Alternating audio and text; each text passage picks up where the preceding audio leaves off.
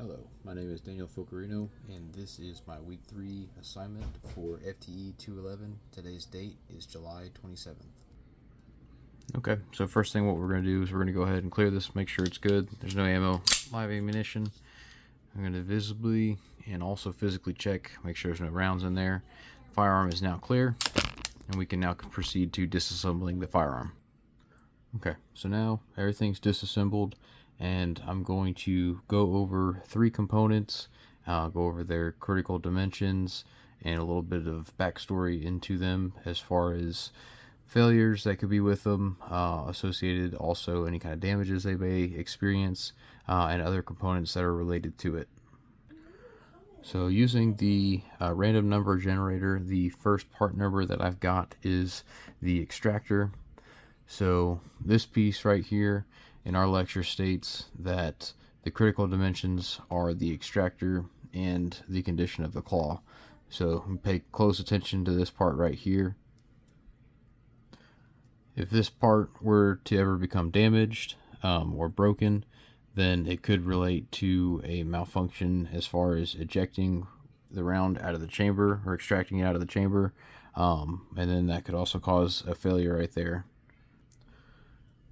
So a lot of damage that this thing can sustain. The claw can become damaged and wear over time, which is prevalent to the claw, which basically prevents the claw from grabbing the case of the rim. Steel ammo usually will wear these out a lot faster because they're a lot harder than brass. I think as far as training goes, the biggest thing is just to look at the manufacturer's guidelines, the recommendations, having the ins and outs, and knowing the dimensions and diameter, like all of the specifications as far as measurements go, is kind of the key points for these components. So other parts that this extractor is associated with would be the actual rim of the cartridge, where the claw will slip over the rim during the chambering process, and when extracting will pull the case in the rearward travel of the slide. Alright, so for my second part, it's going to be the firing pin. It's important how far the firing pin protrudes from the rear of the slide is crucial, as this is the surface that the hammer will strike. The nose or striking surface diameter is also a crucial measurement to know as well. If this part were to ever either malfunction or be the incorrect size, it could cause a failure to fire during the firing step in the cycle of operation. The most common damage to this part would be at the nose. Over time, it may swag or shorten or break due to the force exerted upon it as its repeated impact to the primer cup of the bullet. Again, as far as training, making sure that you're up to date with all the latest information on these parts and components, just to kind of see if there's anything that's changed as far as dimensions and lengths, what you can kind of go and get away with as far as your min and max limits on there. So a couple other parts that the firing pin actually interacts with would be the firing pin spring, the primer of the cartridge, and also the hammer. The spring critical dimensions are its length, diameter, and pitch to maintain its strength. The hammer's critical dimensions are the notches and the width of the actual body of the hammer.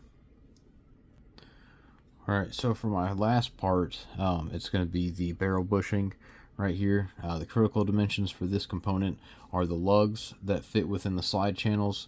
These lugs should fit snug within the diameter of the slide. Biggest malfunction with these is a malfunction as far as unlocking during the cycle of operation. If the lug patterns are not lined up properly, it could cause an issue as far as travel of the slide, which could cause a feeding issue because the barrel is not lined with the bore's axis. Over time, you can see right here that there's these notches or the lugs. These can wear over time as the repeated movement of the slide going back and forth during the cycle of operation. Again, as far as training, you want to refer to manufacturer's guidelines, specifications, know your min and max limits of the bushings, and what you can get away with as far as the guidelines. So a couple other parts that this bushing interacts with would be the recoil spring plug, and then the slide, and also the barrel. A couple other parts that interact with the lug are the barrel, the recoil spring plug, and the slide. Basically, the barrel bushing keeps the barrel properly aligned during the cycle and retains the recoil spring plug. With the plug, you want to make sure that as far as the dimensions go, that it actually is going to meet up with the bushing and make sure that it's going to hold in place.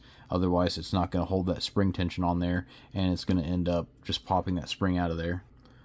Alright, that concludes my 3 parts of the 1911 that we went over this week. I'm going to go ahead and put this thing back together and get ready for the next week. Thanks for watching.